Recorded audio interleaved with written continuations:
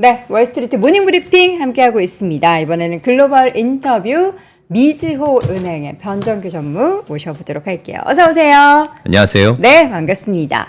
자, 오늘은 또 어떤 이야기를 해 주실지 궁금한데 내용을 살짝 보니까 다양한 최근에 나왔던 데이터들에 대한 분석을 함께 좀 해보도록 하겠습니다.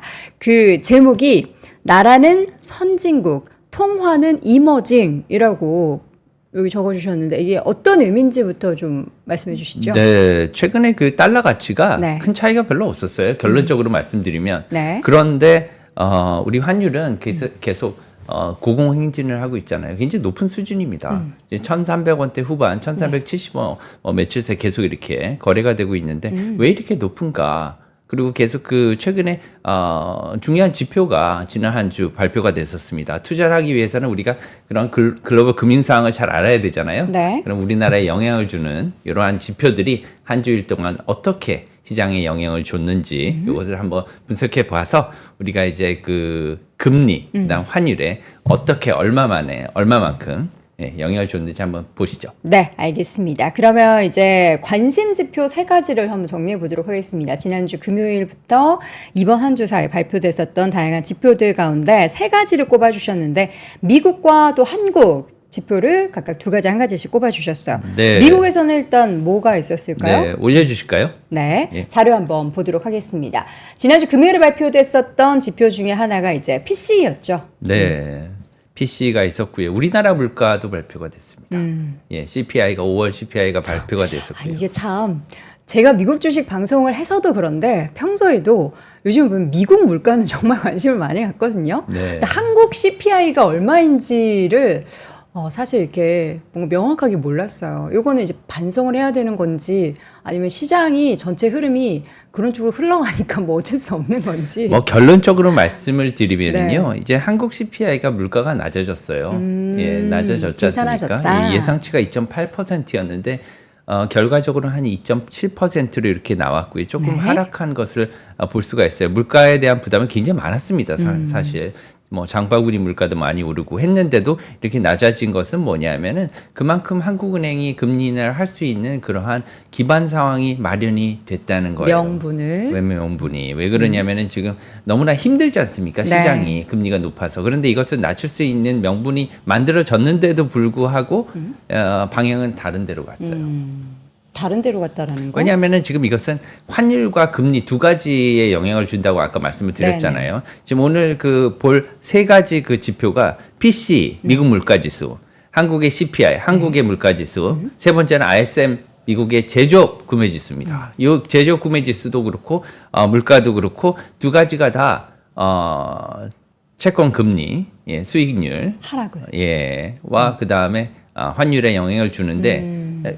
조금 달라요. 뭐냐면 지금 그 우리나라 그 CPI 있지 않습니까? 네. CPI가 물가가 낮아지면 우리나라 기준금리를 인하할 수가 있잖아요. 그러면은 우리나라 금리가 낮아지면 그만큼 우리나라 환율이 올라가는 그런 효과를 줄 수가 있어요. 왜냐하면 네. 원화가 낮아지니까요. 가치가 떨어지죠. 그렇죠. 그러면은 환율 인상 요인이 되는 거예요. 네. 그렇죠. 그 대신 PC 또 결론적으로 보시면은 PC는 4월 PC 물가 지수가 예상치에 부합했어요. 네. 예, 높게 안 나왔단 말이죠. 그쵸. 이것도 사실은 물가가 안정화되고 있다는 완만하게 뭐 그렇게 결과로 네. 해석을 할 수 있잖아요. 이건 뭐냐면 이것 또한 기준금리를 내릴 수 있는 요인이 되는 겁니다. 그쵸. 예, 그렇게 되면 이것도 또한 반대로 말하면 환율 하락 요인이에요. 이거는 왜냐하면은 달러가 약세로 갈 수 있는 요인이기 그쵸. 때문에. 예, 그럼 환율 하락이죠. 두 개가 반대 요인이에요. 그러면 우리나라의 CPI 그리고 미국의 PC를 놓고 봤을 때 둘 다 어쨌든 인플레이션 지표가 내려가면 여기 달러도 떨어지고 원화도 떨어지고 이거 어떻게 되는 거예요 그러면? 그러면 이제 두 개가 어떤 게 더 영향을 주는지 네. 그걸 한번 보자는 거예요. 재밌잖아요. 그쵸. 한국인데요. 둘 다 떨어지는데? 한국은행의 영향이 더 크지 않을까요? 이렇게 생각할 수 있는데 네. 결과적으로 보면은 연준의 PC 영향이 훨씬 컸습니다. 거기다가 ISM 제조업 구매지수에 그 경기 둔화 우려가 나타났기 그렇죠. 때문에 미국 채권 수익률이 급락했어요. 예, 급락하면서 이것도 영향을 줬기 때문에 결과적으로는 우리나라의 현재 지금 영향을 많이 주는 것은 연준의 지표 뭐 미국의 지표라고 이렇게 볼 수 있고 연준의 네. 정책과 예, 그래서 일본도 마찬가지입니다 지금. 그러니까 제가 아까 서두에서 우리나라 CPI는 사실 크게 제가 관심을 갖지 않고 숫자를 잘 모른다라고 말했던 게 실질적으로 영향을 미치는 요인이 우리나라 금융시장, 환율시장 모두 미국의 데이터가 더 영향을 많이 주기 때문이라고 합리화해도 되는 거겠죠. 네, 지금 이제 글로벌 금융 같은 경우에는 네. 미국의 지표를 이제 따라가는 경우가 요새 많기 때문에 그렇게 네. 예, 볼 수가 있겠죠. 자, 이제 그러면- 다음 볼까요? 네. 예. 다음 페이지 보시면은 이제 그 인플레이션 물가 지수를 볼게요. 이제 보시면은 미국의 CPI가 1, 4분기 굉장히 높게 나왔습니다. 이렇게 높게 나왔기 때문에 물가에 대한 우려가 있었고요. 파란색 실선. 예. 오른쪽은 저번 때도 보여드렸지만 네. 유로존에 이렇게 그 물가가 빠르게 하락을 해서 경기 침체 우려가 나타났거든요. 네. 그래서 최근에 유로화는 굉장히 강세를 나타내고 있어요. 그래서 1달러당 1.09 유로까지 이렇게 유로당 1.09 달러까지 이렇게 올라간 그런 상태고요. 보시면 다음 그 6월 달에 유로화 금리 인하가 예정이 되어 있습니다. 예. 그렇죠. 금리 인하가 유럽에서 먼저 시작이 될 것이다. 예, 선제적 인하가 예상이 그쵸. 되고 있어요. 한국 보시면은 한국 같은 경우에도 올해 1, 4분 굉장히 물가가 높게 나왔죠. 그래서 높게 나왔는데 이런 것들도 지금 보시면은 좀 오래 갈 것 같아요. 특히나 이제 에너지가 지금 원유 가격이나 뭐 가스비가 안정되어 있긴 한데 글로벌 가격이 뭐 지금 그 한전 같은 경우에 부채가 너무 많습니다. 그쵸. 그렇기 때문에 전기료 인상이 불가피할 것으로 이렇게 보여요. 근데 전기를 안 쓰는 산업이 없잖아요. 제가 아는 여러 그 기업들도 지금 그 전기료 인상 때문에 이런 파기 효과가 계속 나타나고 있는 것으로 보입니다. 그래서 전기료가 올라가면 한국산 제조 물품들의 네. 대중국 경쟁력이 조금 더 떨어질 수도 있어요. 그래서 그런 것들을 조금 앞으로 생각을 해봐야 될 것 같습니다. 비용이 올라가서 그렇게 되면 어쨌든 제품의 가격에도 반영이 되기 때문에 예. 가격 경쟁력이 떨어질 수 있다. 전부 다 물가죠, 지금 이런 그렇습니다. 것들이. 예. 다음 보시겠습니다. 네, 다음 차트. 예. 또 이제 이것도 이제 그 직접적으로 이번에 나온 그 PC 지수인데요. 보시면은 헤드라인이 코어보다 이렇게 올라가는 그런 모습을 보여주고 있어요. 그래서 네.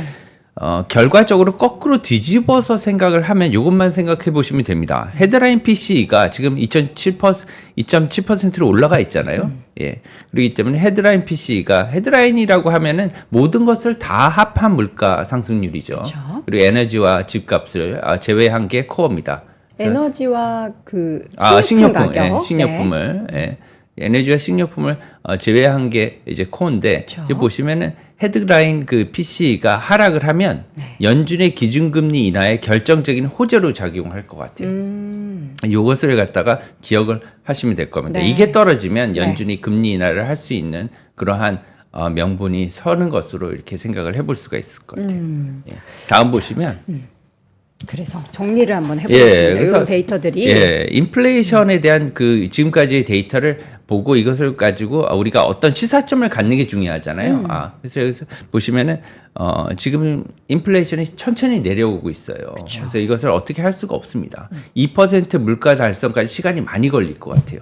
그러니까 지금 2%까지는 내려오긴 했는데 2.7, 2.8 요 수준에서 2%로 가는 여정은 굉장히 길 것이다. 왜냐하면은 그 물가 타겟을 맞추는 데 있어서 5년 만에 맞추는 거랑 네. 뭐 예를 들면은 5달 만에 내려오는 거랑 큰 차이가 있거든요. 어차피 다 뭐 오른 다음에 내려와봤자 무슨 소용이 있냐 이렇게 얘기할 수가 있기 때문에 속도도 매우 중요한 상황입니다. 근데 천천히 내려올 것이다. 그렇기 때문에 이것을 받아들여야 되거든요. 그렇게 되면 거꾸로 이렇게 생각할 수도 있을 것 같아요. 앞으로는 이제 추세적인 하락 확인만으로도 연준은 금리 인하가 가능할 것이다. 네. 이렇게 생각해 볼 수가 있을 것 같아요. 그래서 2%까지 달성이 될 것이다라고 확신이 되면 할 것이라는 거죠. 좀 뭐 저희가 그 장수가 많긴 한데 금방 보면은 네. 빨리 볼 수가 있을 것 같아요. 다음은 이제 천천히 봐주셔도 됩니다. 저희 시간 지금 한 20분 넘게 있습니다. 네, 저희. ISM 구매자 관리 지수인데요. 이제 뭐 보시면 좀 이것 많이 때문에 또 경기 둔화에 대한 우려가 지금 다시 올라오고 있습니다. 네, 많이 떨어졌죠. 네. 지난달 오른쪽에 있는 게 49.2가 지난달이에요. 4월 지수고요. 이번 지수가 5월달 지수가 48.7, 네. 좀 많이 떨어졌습니다. 그래서 이런 것들로 인해서 구매자 관리 지수가 떨어지면 구매력이 앞으로 떨어질 것이라고 생각해서 경기가 둔화될 것이다 이렇게 해석을 하는 사람들이 많잖아요. 네. 그렇기 때문에 이게 경기 둔화 우려로 이렇게 나타나서 채권의 수익률이 급락을 했습니다. 네. 왜 그러냐면 사실은 이런 그 ISM 지수는요. 주가 채권에 영향을 다 줘요, 원래. 평상시에 금리가 안정기일 때와 그다음에 금리 변동기는 좀 다릅니다. 네. 그래서 금리 안정기일 경우에는 주가에 영향을 더 많이 줘요. 왜냐하면은 주가가 앞으로 경기가 안 좋아질 거다 그러면 주가가 하락할 거 아니에요. 그쵸. 급락하는. 그리고 네. 채권 수익률에는 뭐 영향은 주겠지만 지금과 같이 그렇게 많이 주지는 않아요. 그렇지만 지금은 이제 미국의 금리 인하를 앞두고 있는 시점이기 때문에 네. 여기서 채권의 수익률이 급격하게 이렇게 차이가 나는 모습을 보일 수가 있어요. 그래서 네. 주가 같은 경우에는 이제 조금 반대로 가는 거죠. 지금 상황이 왜냐하면 bad is good, good is bad이기 네. 때문에 좀 그렇게 보시면 될 것 같고요. 그래프를 보시면 미국채 수익률이 저렇게 한 며칠 만에 뚝 떨어졌습니다. 그러니까 저게 이렇게 급격하게 떨어지는 게 괜찮은 건가요? 괜찮은 게 아니고요. 그 좀 미리 그러면은 네. 저희가 서머리한 걸 한번 볼게요. 예. 네. 그러면은 아니, 이것을 왜냐면 우선 각도가 보시면 좀 가파르면은 어쨌든 가파릅니다. 뭐 좋은 게 아닌 것 같아서. 예, 그래서 채권 수익률이 지금 급락하고 있다는 건 뭐냐면 경기 둔화가 별로 이제 뭐 소프트 랜딩, 하드 랜딩 이런 얘기를 했지만 그 경기 둔화에 대해서 크게 뭐 체감을 많이 하지 않고 있다 이렇게 얘기하는 사람들도 많이 있지만 그렇지 않다는 거예요. 그래서 민감하게 반응한다는 겁니다. 채권 시장이 먼저 반응을 예, 하니까. 채권은 경기 둔화에 굉장히 민감하죠. 네. 예, 가장 먼저 반응을 합니다. 그러니까 최근에 국채 입찰하는 것도 수요도 굉장히 뚝 떨어지고, 그러니까 돈 수익률을 더 줘야지 우리는 입찰하겠다라는 그런 분위기는 최근에 계속 경기에 대한 우려가 없다. 경기 뭐 둔화되는 거 아니다라고 말하는 연준의 스탠스는 완전 다른 그런 시장의 움직임이 나타나고 있어서 걱정했는데. 글쎄요. 연준 같은 경우에는 그 한번 다시 띄워주시겠습니까? 안 그래도 그런 측면에서 한번 생각을 해보면은요. 네. 이러한 현상을 보고 미국 재무성은 웃어야 할까요? 아니면은 웃을 수가 없지 않을까요? 글쎄요. 그 국채 발행만 본다면은 웃을 수도 있어요. 아, 그래요? 예, 왜 그러냐면은 지금 발행 금리를 낮출 수가 있습니다. 발행 금리를 낮춘다고요? 네, 왜 그러냐면은 국채 수익률이 떨어졌잖아요. 새로 네. 발행 지금 국채 발행 물량이 많이 대기하고 있단 네, 말이에요. 네. 근데 국채 수익 지금 거래되고 있는 시장 금리가 낮아졌기 때문에 높게 이제 발행을 조금 낮게 발행을 할 수가 있는 거죠. 그럼 이자 부담이 낮아질 거 아닙니까? 네. 예, 그런 측면에서 보면은 미국 재무성은 좋은 거죠. 음. 예, 그리고 두 번째 더 중요한 점은 뭐냐면 네. 지금 약간 터닝 포인트를 볼 수가 있어요. 어떤 턴? 왜 그러냐면 경기 둔화가 나타났단 말이죠. 네. 그러면 금리 인하를 할 수 있는 어떤 결정적인 증거가 나타났단 말입니다. 경기가 안 좋아졌어요, 확실하게. 예. 그리고 난 다음에 시장 금리가 턴어라운드를 해서 계속 이제는 하향세로 가는 그런 추세적인 전환이 일어났다면 지금의 채권 금리는 피크로 볼 수 있지 않냐 이렇게 생각할 수 있다는 거죠. 근데요, 전무님. 이렇게 그러면 시장 금리가 떨어지고 경기에 대한 둔화 때문에 결국은 금리 인하를 한다라는 그 명분이 시장에 딱 전해지면 주식 시장 입장에서는 주가 하락을 야기시키는 거 아닌가요? 둘 다 볼 수 있죠. 왜냐하면 보통 때는 good is good이고요. 네. bad is bad입니다. 네. 근데 지금은 good is bad이고 bad가 good이잖아요. 네. 왜냐하면 안 좋은 지표가 나왔을 시장은 주식 시장은 좋게 반응하는 거거든요. 왜냐하면 연준이 기준금리 인하를 할 수 있을 거라고 생각해서. 그게 참 사실 항상 들을 때마다 너무 반대 아닌가. 사실 금리 인하하고 굉장히 아이러니컬한 네, 상황이죠. 그래서 그 두 개를 갖다가 어떻게 적용하느냐는 사실 굉장히 힘듭니다. 예. 항상 지금은 good is bad이고 bad은 good이다 이렇게 얘기할 수는 없어요. 왜 그러냐면 지금 앵커님이 말씀하신 대로 네. 지금 경기 둔화는 주식시장에는 안 좋은 거예요. 그쵸. 예. 그런데 AI만 지금 끌고 가고 있는 그런 네. 상황이지 않습니까? 예. 그런데 지금 아까 제가 조금 전에 말씀드렸듯이 이게 만약에 특히나 미국 국채의 단기금리 피크다 이렇게 생각한다면 채권 투자자들은요 금리가 상승 시장 금리가 채권 금리가 상승하는 투자 기간에는 투자를 하지 않습니다. 그렇지 않겠어요? 네. 왜냐하면 로스가 나잖아요 손실이. 네. 그렇기 때문에 이것을 추세적인 금리 전환이 일어나서 하향 추세가 나타났다고 생각하면은 쭉 들어가요 투자가. 그렇죠. 왜냐하면 주식도 마찬가지잖아요. 턴어라운드에서 이제 올라가는 시기가 됐다고 하면 투자가 확 들어오죠. 그렇죠. 예, 마찬가지예요. 채권도 금리가 수익률이 올라가는 시기에는 채권 투자를 하기가 어렵습니다. 손실이 나기 때문에 예, 더 높은 금리를 받을 수 있는 왜 이 금리를 받냐 이거죠. 그죠? 만약에 그렇게 되면 그래서 두 번째 제가 얘기하고 싶은 건 뭐냐면은 물량 소화가 쉽다는 거예요. 미국 재무성이 그럴 경우에는 그렇지 않겠습니까? 왜냐하면 투자자들이 더 많아지니까. 그래서 지금 투자자들을 확보를 못해서 참 어렵다는 생각도 했었잖아요. 그런 얘기도 많이 나오고 있는데 발행 금리를 낮출 수 있을 뿐만이 아니라 이러한 물량도 소화시킬 수 있는 그러한 매수자를 잘 찾을 수가 있다. 이런 쪽도 생각을 해볼 수 있어요. 그래서 미국 재무성 웃어야 될까? 경기 둔화에 대해서 이렇게 얘기를 합니다. 이것도 굉장히 아이러니컬한 상황이죠. 그럼 지금 상황 속에서 채권 이제 그 시장의 움직임과 금리 인하와 주식 시장 간의 이제 상관관계를 놓고 봤을 때는 그럼 향후에 경기가 우리가 지금 보고 있는 데이터처럼 혹은 채권 시장 움직임처럼 둔화가 나타나서 금리 인하가 나타난다고 하더라도 주식 시장에는 악재로 볼 수 없고 지금은 혼재예요. 혼재. 제가 혼재다. 주식 지표를 넣지 않은 이유가 있습니다. 왜 그러냐면은 주식 지표는 지금 투자자들의 마음을 확실하게 대변할 수가 없어요. 지금 어떻게 보면 약간 왜곡되어 있는 상태거든요. AI만 좀 집중적으로 AI만 때문에. 좋고요.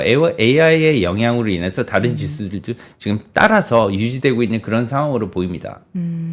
이전에 저희하고 함께 이제 인터뷰해 주실 때 그런 말씀해 주셨잖아요. 그 빅테크 종목들, M7 종목들에게 집중됐었던 상승이 다른 쪽으로 퍼져야 좋다라는 이야기를 해주셨던 기억이 있는데 그러면 지금 그 상황이 연출이 실제로 최근 시장에서는 안 되고 있다라고 느끼십니까? 글쎄요, 지금 어느 정도 한계에 왔다고 생각해요. 그래서 그때 당시에 저희가 말씀을 드렸던 게 뭐냐면 과거 지표들을 보여드리면서 금리 인하가 일어나야지 이제는 주시장의 상승이 유지가 될 것이다. 제가 이렇게 말씀을 드렸거든요. 금리 인하가 일어나게 되면 여러 가지 영향이 일어나요. 그래서 결과적으로 말씀을 드리면 우리나라의 그 환율은 굉장히 빨리 떨어질 수가 있습니다. 그리고 두 번째는 뭐냐면 우리나라의 주시장이 미국의 금리 인하가 일어나면 우리나라 주시장이 코스피가 상승하는데 그래도 큰 영향은 없다. 이렇게 얘기하시는 분들도 있잖아요. 그렇지만 저는 그렇게 생각하지 않습니다. 우리나라 지금 미국 그 고금리 때문에 우리나라 기업들의 부담이 굉장히 커요. 예, 그렇기 때문에 미국의 기준금리 인하가 일어나게 되면 시장금리가 떨어질 거고요. 그렇게 되면 기업들의 부담은 굉장히 완화될 것으로 보입니다. 네, 그렇기 때문에 주가에는 굉장히 호재가 될 거예요. 코스피에도. 환율 아까 이제 계속 말씀을 해주셨는데 환율 부분을 그럼 조금 더 자세하게 보도록 하겠습니다. 지금 이제 금리 수익률까지 봤죠. 예, 제가 한두 페이지는 아닌데 이거 금방 보시면 될 거예요. 지금 하나 더 금리에서 말씀을 드리면 장기금리가 더 많이 떨어졌어요. 최근에. 그렇지만 앞으로는 단기금리가 조금 더 많이 떨어질 것으로 보입니다. 그렇기 때문에 제가 투자자분들한테 부탁하는 것은 뭐냐면 미국 국채 레버리지 상품들이 많이 남아 있어요. 특히 장기 국채 레버리지 상품들이 많죠. 장기 국채는 물론 수익률이 많이 날 수도 있습니다만 주로 이것을 ETN이나 ETF로 만들어서 파는데 ETF와 채권은 달라요. 거기다가 3배 레버리지를 하면 이것들이 굉장히 크게 괴리가 발생하시는군요. 굉장히 델타가 커지기 때문에 위험성도 굉장히 큽니다. 그렇기 때문에 그거 좀 조심하자. 저는 이런 말씀을 드리고 싶어요. 그리고 이런 상품들은 저희 당국에서도 좀 처음에 승인 단계에서 잘 걸러내야 되지 않나 이런 생각을 합니다. 근데 미국에도 사실 이런 상품들이 이미 있잖아요. 미국 상품들을 가져온 게 제일 많죠. 그런데 이제 미국에서 사실 이 상품에 엄청난 ETF로의 자금이 몰리고 있다라고 하는데 그럼 투자자 입장에서는 이미 투자하신 분들은 뭐 어떻게 해야 되죠? 글쎄요, 이것을 갖다가 그 투자를 증권사에서 할 수 있게 열어주지 않습니까? 예, 그것을 이제 열어주지 않으면 되는 거죠. 예? 이미 많이들 하시는데 그분들은 주의점이 이제 말씀해 주셨던 것처럼 이제 앞으로는 장기보다는 단기가 조금 더 가파르게 수익률이 떨어질 것이다라고 말씀해 주셨으면은 이제 장단기 금리가 해소가 될 거라는 거죠. 지금은 장단기 금리 차 역전폭이 굉장히 커요. 이제 역전폭이 그림을 한번 볼까요? 예, 한번 보시죠. 9페이지 한번 보시겠습니다. 장단기 금리 역전폭에 대한 차트를 저희가 준비했습니다. 역전폭이 지금 뭐 0.43% 마이너스 포인트 정도, 0.43. 40bp 정도 이렇게 나오고 있습니다. 네. 이것이 이제 많이 좀 빠르게 해소가 해소. 될 것 같은 생각이 들어요. 그 대신 장기 금리가 굉장히 많이 빠질 것으로 생각하지는 않습니다. 네. 솔직히 말해서 왜 그러냐면 지금 물가 상승률이 아까 제가 말씀드렸듯이 아직도 어느 정도 유지가 될 것이다 이렇게 생각하고 천천히 물가가 떨어질 것으로 생각을 한다면 네. 채권은 그만큼 수익률을 많이 받아야 되거든요. 장기적으로 갈 때. 왜냐하면 물가가 10년, 20년 갈수록 굉장히 그런 효과가 누적 효과가 커질 것이기 때문에 네. 수익률을 어느 정도 보장받아야 된다고 생각하면 장기 국채의 수익률은 크게 많이 떨어지기는 좀 힘들지 않을까 이렇게 생각을 하고요. 그렇기 네. 때문에 단기 국채 같은 경우에는 수익률이 어느 정도 좀 빨리 떨어져야지 맞지 않느냐. 왜 그러냐 금리 인상을 9월 달에 한다고 이렇게 가정을 한다면 그렇게 생각을 된다면 향후에 그 투자 전략은 그쪽으로 조금씩 보시면 될 것 같습니다. 네. 알겠습니다. 마지막으로 환율만 보겠습니다. 네, 환율 예. 확인해 볼까요? 어차피 이게 금리와 환율에 다 영향을 주는 있죠. 거기 네. 때문에 11페이지 가시면요. 네. 예. 자, 환율 차트 한번 보겠습니다. 달러 원 환율의 흐름입니다. 네, 최근에 추세가 이렇게 많이 바뀌었어요. 이제 높긴 높았는데 한 5월 16일 정확히는 5월 16일 기점으로 해서 한 3, 40원이 이렇게 뛰었습니다. 환율이. 이유가 뭐였죠? 뭐 여러 가지 이유가 있을 텐데요. 최근에 이제 그 뭐 미국의 기준금리 인하가 늦어질 것이라는 생각을 많이 했지 않습니까? 네. 그리고 의사록이 발표가 됐는데 의사록에서도 이제 매파 성향 이런 것들이 많이 일어났기 때문에 올해 기준금리 인하가 이루어지지 않을 수도 있다 이런 생각이 많이 났었어요. 최근에 지금 ISM 제조업 PMI 제조업 지수도 그렇고 여러 지표들이 이제 미국의 경기에 대한 상황을. 경기가 좀 하락할 것이다 이런 네. 우려가 나타나기 때문에 최근에 이제 금리 인하를 다시 거론을 하고 있지만 얼마 전까지만 해도 이제 굉장히 매파적인 발언들이 많았어요. 그렇기 네. 때문에 금리 인하를 갖다 올해 못할 수도 있다 이런 생각도 많이 있었거든요. 네. 그렇기 때문에 최근까지 그런 시장의 의견들이 많이 있었기 때문에 그것을 많이 반영한 것 같아요. 그렇지만 제가 위에 써놨듯이 지금은 이런 환율이 상승이 달러 가치의 변화 때문에 일어난 것은 아니에요. 예, 왜 그러냐면 저희 3번에 보시면 네. 달러 인덱스와 한번 비교해 보시죠. 인덱스 자체는 지금 4월이 105였고 지금 6월이 104. 그러니까 거의 변화가 없는 거 아닙니까? 예, 거의 변화 없고 오히려 네. 떨어졌어요, 약간. 네. 예, 그런데도 불구하고 환율은 오히려 올랐죠.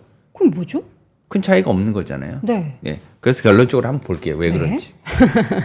수수께끼를 하나씩 풀어가고 있는 것 같습니다. 예, 이유가 그럼- 뭐였을까요? 예, 시장금리 차이예요. 네. 예.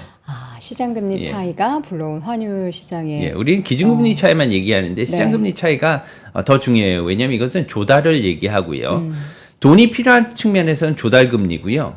시장금리는 투자를 하는 돈을 갖다가 굴리는 입장에서는 투자금리잖아요. 투자 수익률이고 그렇기 때문에 이것의 차이는 굉장히 큰 거예요. 그래서 한국과 미국의 시장금리 차이 확대가 환율의 변화를 일으켰다. 네, 많은 영향을 주고 있죠. 네. 예, 그리고 지금 보시면 기준금리 차는 2%로 동일하지만 제가 그 2003년 이전의 그 그래프는 지금 넣지는 않았지만 2003년부터 시작해서 계속해서 지속적으로 이렇게 확대가 되는 모습을 보여주고 있습니다. 네. 예, 한 2년 동안. 네. 그렇기 때문에 기준금리 차이가 2%가 났을 때도 시장금리 차이는 거의 없었어요. 예, 예. 작년 여름 생각해 보십시오. 네. 미국 국채 10년물 수익률이 3% 중반. 우리나라 10년물 국채 수익률도 3% 중반이었지 않습니까? 그죠? 예, 기억이 잘 안 나네요. 그 정도였어요.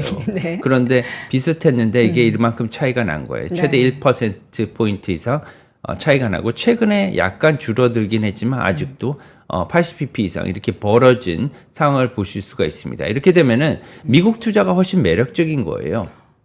아니나 다를까 국내 투자자분들이 사실 한국 시장 안에서도 그 ETF 중에서 미국 주식 관련한 ETF만 그렇게 사신다고 하더라고요. 이게 어쩌면 당연한 논리적인 거죠. 사실 합리적인 거예요. 네. 왜 그러냐? 외국인들이 우리나라 투자자가 해외에 가서 미국 ETF를 사는 거 말고 해외 외국인 투자자가 우리나라에 들어오는 것을 한번 생각해 봅시다. 네. 오면은 우리나라에 주식을 투자하고 그다음에 단기 금리에 투자를 돈을 갖다 투자금을 뺐을 때는 예금도 해야 되고요. 국채 투자도 해야 되고 이래요. 그런데 그때 당시에 금리가 높은 게 좋지 않겠습니까? 그렇게 되면은 조금 어떻게 보면 매력도가 한국이 좀 떨어진 거죠. 이렇게 보면. 그래서 네. 그런 것들이 영향을 주고요. 그래서 상대적으로 이게 코스피에도 영향을 줍니다. 한국 주식에도. 그래서 그만큼 상대적으로 작년부터 시작해서 우리나라 한국 증시가 다른 나라에 비해서 조금 덜 올랐다. 이런 영향도 줄 수가 있는 것이죠. 네. 근데 지금까지 이렇게 이 내용들을 보면은 국장에 대한 메리트가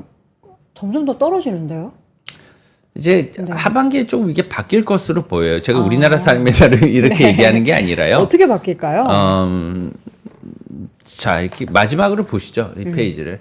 환율이 안 내려오는 이유부터 우선 보시죠. 네. 이제 아까 제가 말씀드렸듯이 한국채, 미국채 수익률 차이예요. 네. 예. 두 번째는 CDS라고 한데 이것을 갖다 거꾸로 말씀을 드리면 주식 시장이 안 올라서 그렇다는 거예요. 주식 시장이 오르지 않아서 예, 우리나라 주식이 안 올라서 그런 거예요. 그래서 돈이 들어와야지 우리나라 주식이 오르는데 환율이 계속해서 오르니까 우리나라에 투자하면 뭐 한자 손? 한차 손이 나거든요. 네. 그때는 투자를 하기가 좀 어렵죠. 그렇죠. 예, 주식도 안 오르는데 환차소까지 날 가능성이 있는데 투자하기가 어렵지 않습니까? 네. 이게 반대로 돌아가면 또 급격하게 많이 유입이 될 수가 있어요. 이게 그래서 미국의 기준금리 인하가 뭐 촉매제라고 할 수 네. 있죠. 그래서 뭐 하반기에 미국 금리 인하가 예정돼 있고 그럴 가능성이 많이 대두가 된다면 또 반대로 이러한 추세가 반대로 갈 수가 있거든요. 그렇게 되면 주시장에도 많이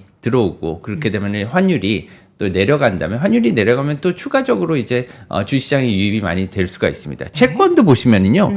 우리나라 채권 시장도 지금 굉장히 중요해요. 왜 그러냐면 우리나라 채권 시장에요. 2005년도만 해도 외국인들의 지분이 상장 채권의 지분이 1%가 채 안 됐습니다.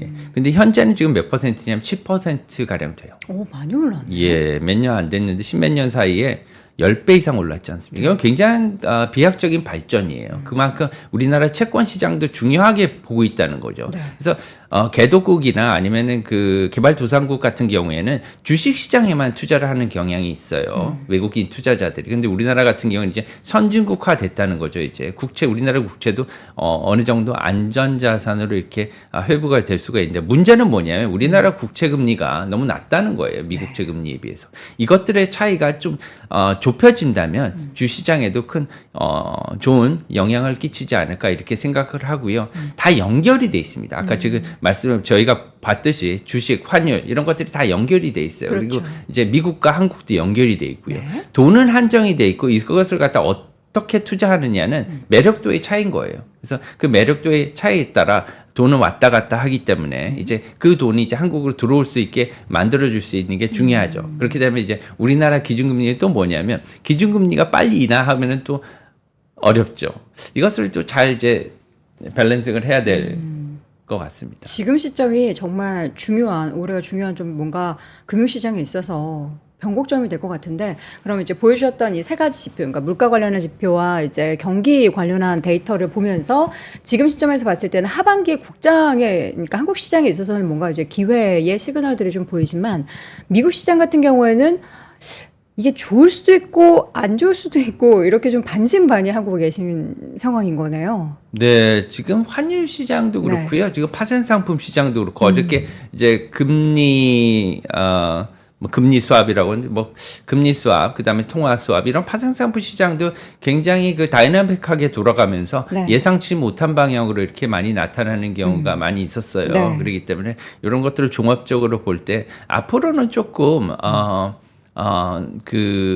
이 금리의 방향과 네. 그다음에 환율의 방향이 우리가 예상한 대로 가지 않을까 이렇게 생각하면서 네. 지금 그 달러원 환율은 상당히 높은 수준입니다. 아까 보셨듯이 네. 지금 1,300원이었거든요. 4월 달에. 그쵸. 그에 비해서 지금 한 70원 정도 올라와서 거래가 되고 있는데 너무 빨리 살 필요는 없을 것 같아요. 그래서 좀 많이 올라와 있기 때문에 지금 아까 그런 모멘텀 체인지가 일어나게 되면 빨리 다른 방향으로 우리나라는 워낙 지금 변동성이 커요. 네. 그래서 제가 아까 써놨지만 우리나라의 자산을 조금 달러에서 다변화하면 어떨까 이런 생각을 합니다.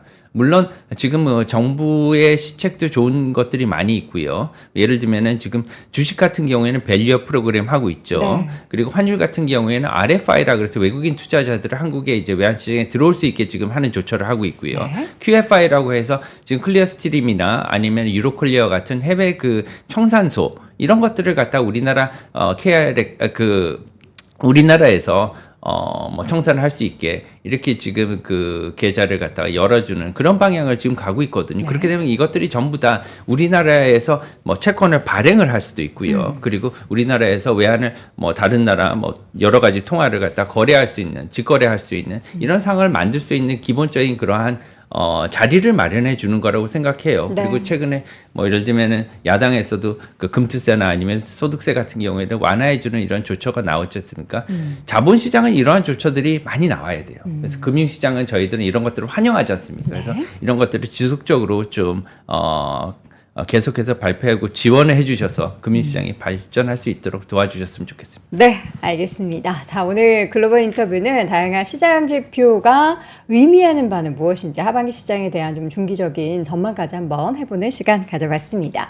미주은행의 변정규 전무와 함께했습니다. 고맙습니다. 감사합니다. 자, 월스트리트 모닝 브리핑 함께 하셨습니다. 벌써 이제 15,000분 가까운 분들이 함께하고 계시는데요. 여러분, 혹시 지금 손가락 심심하신가요? 그러면 이제 3프로 TV 이제 키시고 좋아요 버튼 한 번씩 눌러주시면 대단히 감사하겠고요. 내일은 6월 6일 현충일이기 때문에 하루 쉬어갑니다. 미국장은 쉬지 않아요. 우리만 하루 쉬어가고요. 저는 월요일이 아니죠. 금요일 6시에 어김없이 돌아오도록 하겠습니다. 여러분, 오늘도 고맙습니다. 박근영, 이선영, 사경인, 염승환 투자 마스터들의 세심한 케어로 건강한 투자 습관을 만드세요. 3프로 멤버십 3프로 앱에서 확인하세요.